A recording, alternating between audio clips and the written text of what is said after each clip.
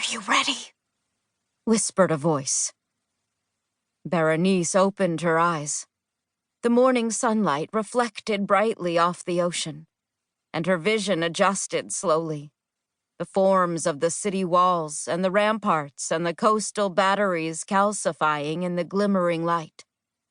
She'd been meditating so deeply, it took her a moment to remember. Am I in Old Tavan? Or somewhere else? But then her senses fully returned to her, and she saw.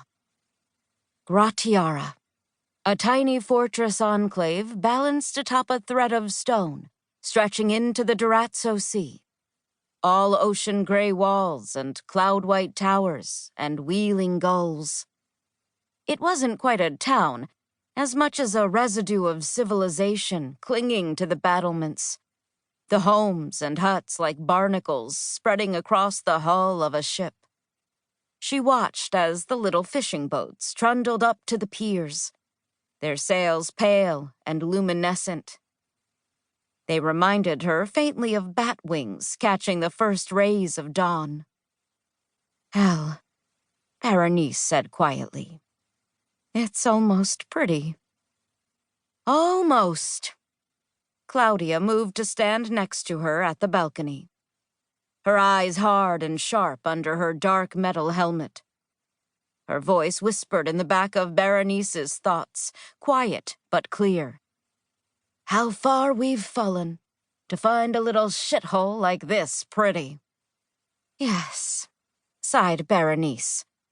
And yet it's up to us to save it. Claudia picked her teeth with a length of wood. Or at least the people here, anyways. She flicked her toothpick away. So, you ready? I don't know. Maybe? How do I look? Like a grim warrior queen, said Claudia. She grinned. Maybe a little too grim. This is a Morsini fortress, mind. The governor might not take to an intimidating woman. It's going to be a grim conversation. But I'll make sure to do a lot of smiling and bowing, she added acidly.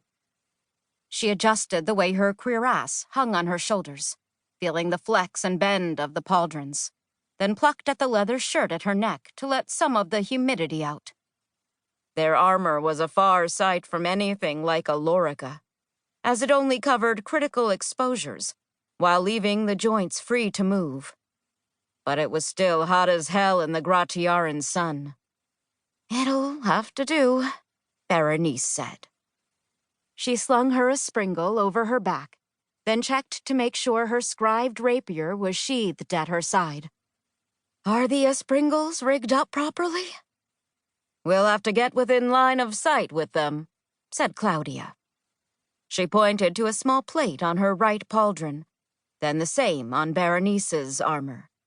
But they'll come to us when we call them. Good. Still think it's wise to bring weapons to this chat? I mean, they're going to make us disarm before we see the governor, yeah? Oh, almost certainly, said Berenice. But being asked to disarm is a terrific opportunity to show off how many armaments you're packing. How cynical. Claudia's grin flashed again. I approve. The winds shifted, and the reek of rot wormed into Berenice's nostrils, undoubtedly from the refugee camp sprawling beyond the city's fortifications.